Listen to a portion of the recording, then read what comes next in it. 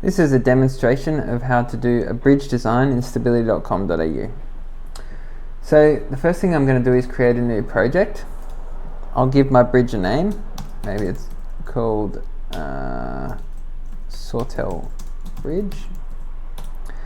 I'll give it a reference number if it has a reference number. And then I'll start typing in the address of a property closest to the bridge. So I'll type in 7A/70 First Avenue, Sawtell. It's important that you choose a property because that'll be used in the Google Maps. If the bridge isn't actually at that property, that's okay. You can just scroll through the map and find the bridge location. So I found my bridge here. I'll put it in the center of the map, and then I'll scroll down to the client details. So you can fill out the client details here, but in this case I'm just going to tick I am the client, and I'll choose for the project type, I'm going to choose bridge. You'll get a notification of the price. You hit create project and you're taken to the first step of the bridge wizard. So we just follow the instructions through, starting at the top and working our way down. So the first instruction is, in the files box below, press choose file to upload files. If available, you should upload geotech report, flood study, survey, REF, photos, and any latest asset inspection reports you might have. So I'll hit this choose file button and I'll just put an example file in there, and you'll get a notification that the file's been uploaded and added. So you just continue doing that until all these files are uploaded, and then you leave any comments you want to leave for us to review. So step 2, add any comments that you would like to pass on to stability.com.au. So this is to help us in assessing your bridge. So maybe you might leave a comment that says draft geotech report attached, full report to come later. And I'll hit add comment, and the comment will be added to the top. Then we move on to step 3. So step 3, choose if you would like stability.com.au to organize any of your services. So let's say you uploaded the geotech but you don't have a flood study yet, or a survey, but you want stability.com.au to organize it. You can tick this and stability.com.au will contact you regarding quotes for flood studies and surveys. So once I'm done, I press save and continue, and I'm then taken to the next form, which is the bridge data form. So instructions are, enter all the details in the form below, then press save changes you make, then continue to the next page. So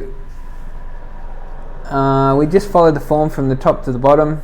The bridge type I'm going to say is an RMS plank bridge. You'll see that the preview updates to show me the type of bridge that I'm selecting. You choose a bridge length. I'm going to say I want this to be 15 meters long. A bridge width, I'm going to choose 1 lane. And then we enter in some information about the piles. So using the geotech report, answer the following questions. If you do not have a geotech, you may enter 0 for unknown fields. So first of all, what is the depth of rock below the road level at abutment A?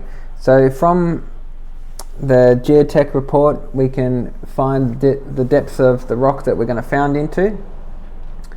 So I'll say for this end maybe the rock's 10 meters deep, and it doesn't particularly matter which end you choose to be abutment A and which you choose to be abutment B. It's just very important that you stay consistent with your naming convention. So for example, if the geotech report has already called one end abutment A and one end abutment B, it's probably best to just continue with the naming convention that they've chosen. So then we enter in our rock strength. I'm going to say that it's 10 MPa. You enter in what type of piles you'd like to use at abutment A.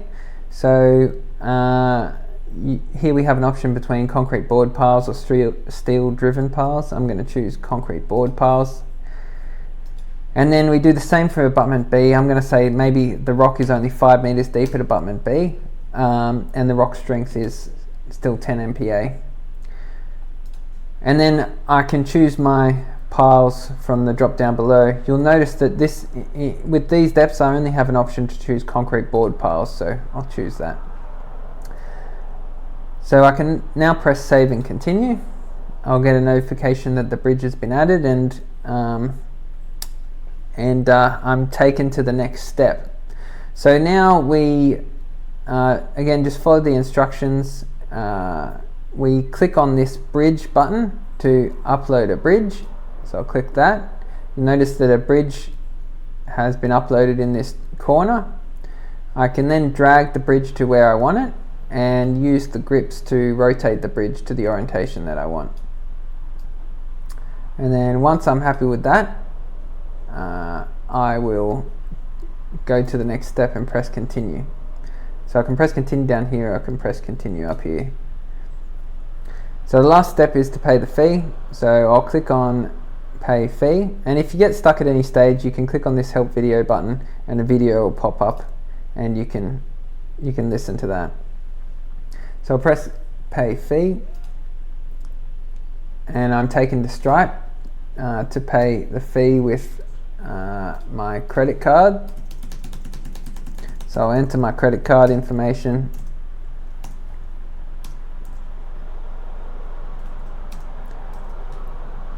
and hit pay.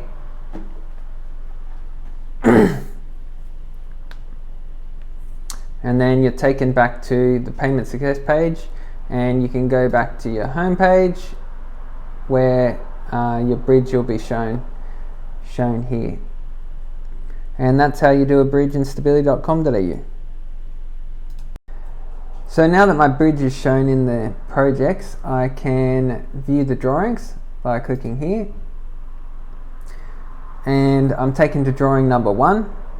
You can see which is the title page and notes drawing, and I can go through the drawings by clicking on these arrows. And if I want to print a drawing, I can hit the print PDF button. Now this button will only be visible once you've already paid your fees, and also once the bridge has been reviewed by a structural engineer. So a structural engineer will get in touch with you and let you know that your bridge has been reviewed. And that's how you do a bridge in stability.com.au.